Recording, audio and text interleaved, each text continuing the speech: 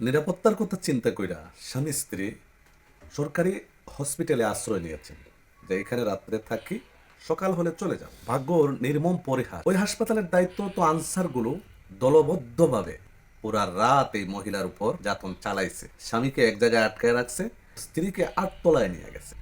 বলছিলাম মানিকগঞ্জের কথা।